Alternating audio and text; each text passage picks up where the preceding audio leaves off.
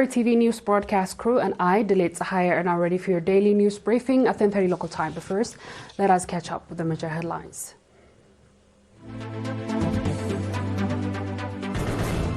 Engineer Day marked at Mainafhi College of Engineering and Technology. Activities by Eritrean nationals abroad.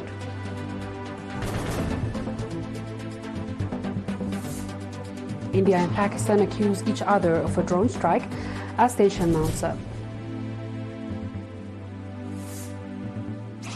Egypt and Greece to launch 1,000 kilometers underwater power interconnection. On our local news, Mainafhi College of Engineering and Technology today marked its first ever Engineering Day in an event aimed at prompting research, innovation, and collaborating in the field of engineering. Speaking at the event, Dr. ERi, Dean of the college, said the commemoration underscores the growing focus on engineering research and innovation alongside the academic mandate of the institution. Dr. ERi stated that the main objective of the event is to provide platform for students to present research works, promote a role of engineering in national development, strengthening partnership between the college, government institutions and the community, and inspire interest in engineering among a young generation. Dr. Yemanek Aleta, chairman of the organizing committee, in his part highlighted the significance of the event in fostering stronger networks among educators, students, and industry professionals, and creating opportunities for exchange of knowledge and experiences. The event featured a presentation by Dr. Saif Berhe, executive director of Andiamo Mining Company, under the theme Integration of Geological Engineering and Environmental Sustainability. Established in 2004, Mainafhi College of Engineering and Technology provides 5-year degree and 3-year diploma programs across various fields of engineering, including agricultural, chemical, civil, computer science, electrical and electronics, marine mechanical, and mining engineering. The college continues to play a key role in producing skilled professionals, contributing the country's development efforts.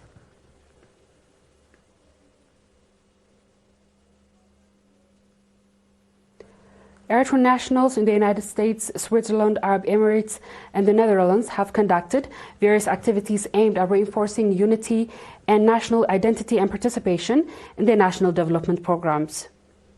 In Washington, D.C., the Eritrean Embassy organized a seminar for nationals residing in the cities and its surroundings. The event, attended by over 450 nationals, Mr. Brhane Gabrihiwot, chargé d'affaires at the embassy, stated that peace and stability and unity prevailing in Eritrea are the outcomes of the sustained struggle. He also underlined the significance of the unity, organizational strength, and transmission of the national values to future generations. The embassy also successfully participated in the cultural diplomacy event Passport DC, attracting 3,000 visitors, including Americans and other nationals. In Switzerland, representatives of the members of the Eritrean community and association convened a Bern and conducted an assessment meeting on the past activities and outlined future plans. Mr. Haptam Zarai, chargé d'affaires at the Eritrean Embassy in Switzerland and permanent representative of the United Nations office in Geneva, gave a seminar on the current situation in Eritrea and the region. He noted that the progress registered in the country is the result of the preservance of unity, people and leadership commitment to the national development. Mr. Tolde Johannes, head of the Public and the Community Affairs, commended the ongoing efforts of the Eritrean organization in strengthening unity and cultural identity. He also conducted educational seminars under the theme Education in Eritrea in several cities, including Basel, Luzern, Bern, Geneva, Torogu, and participants expressed readiness to contribute to schools' constructed projects and promote equal education opportunities. Likewise, Eritrean nationals in Abu Dhabi conducted a seminar on 4th May focusing on the national development in education sector and existing challenges. Mr. Saida Mohammed, development of the education sector and existing challenges, in managing director of the Eritrean Embassy in the UAE, called on the nationals to strengthen support for the expansion of boarding schools in Asab. Mr. Tasfu Gabretinsae, head of the Public Communities Affairs, presented overview of the status in education infrastructure and ongoing effort in sector. In the Netherlands, Eritrean community in Amsterdam and surrounding areas organized sport events as part of 34th Independence Day anniversary celebration. The event included participation of the nationals in all age groups.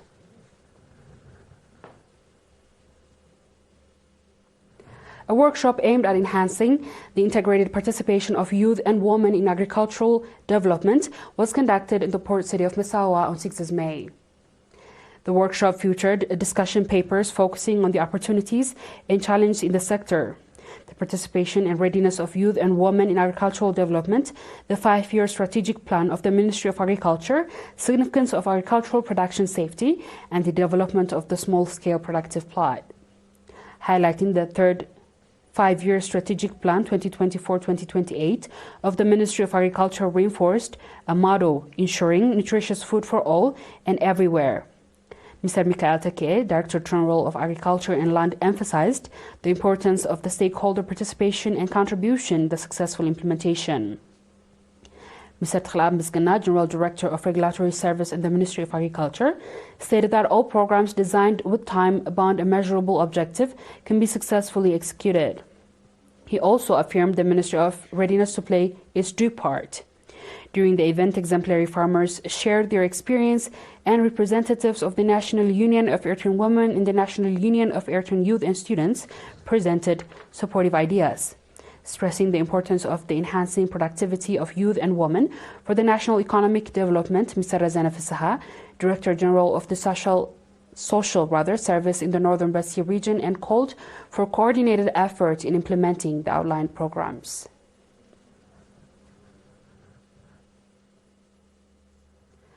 A new dam constructed in the coast about 20 million nakfa in Liban, Logo Ansaba subzone, was inaugurated on 6 May. The inauguration ceremony was attended by Ambassador Mohammed Ali Houri, Governor of Kashbarka region, and Brigadier General Takhle Lubsu, Commander of the Central Command. Engineer Tamaskan Goitoom, coordinator of the project, stated that the dam was completed within 7 months in the strong participation of the local residents and members of the defense forces. Mr. Tasfai Kasata, administrator of the area, noted that primarily objective of the dam is to ensure water supply for both human and livestock consumption and to promote irrigation-based farming. He commended all participated in the project, especially members of the defense forces. Ambassador Mohammed Ali Houri and Mr. Abraham Hagos, administrator of the subzone, remarked the dam will make significant contribution to the area's agricultural development. At the ceremony, certificate of recognition was awarded to individuals who contributed to the project. The viewers will be back with the international news shortly. Stay tuned.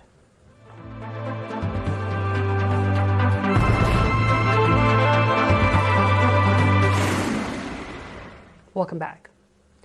Both sides made allegations day after India struck Pakistan, and Pakistan administered Kashmir in a series of missile strikes. Pakistan said it has shot down 25 drones overnight, while India has said it has neutralized drones and missiles. Pakistan says 31 people have been killed and 57 injured by airstrike in Pakistan and Pakistani-administered Kashmir and a firing along the line of control since Wednesday morning. Meanwhile, India's army said at least 16 civilians were killed by Pakistani shelling in its side of the de facto border. India said the initial missile strikes were a response to a deadly militant attack in India terrorist in Pahalgam last month. Islamabad denies the involvement. Indian-administered Kashmir has been decades-long insurgency, which has claimed thousands of lives. On our last news, Greece and Egypt reaffirmed their commitment on Wednesday to proposed undersea electricity interconnection designed to transport renewed energy from North Africa to Europe. Greek Prime Minister Kyriakos Mitsotakis and Egyptian President Abdel Fattah al-Sisi renewed the pledge during the talks in Athens following a signing cooperation agreement across the multiple sectors. The planned 3,000 megawatt capacity cable to strengthen nearly 1,000 kilometers across the eastern Mediterranean and secured backing of the European Union, making it eligible for significant EU funding. The project, estimated to cost around 4 billion euros, is expected to become operational within 5 years under the ambitious timelines set by both governments. It aimed to transmit solar and wind generation power development significantly for both projects in Egypt and private sector involvement led by Greece's Kapelos Group. The EU expressed strong interest in expanding energy partnership with non-member countries, verifying its energy source and reduce his historic independence in Russian energy following the Russian invasion of Ukraine in 2022. Dear viewers, we've come to the end of tonight's news. Let's have a quick recap of the headlines. Engineering Day marked at Mainafi College of Engineering and Technology. Activities by Eritrean nationals abroad.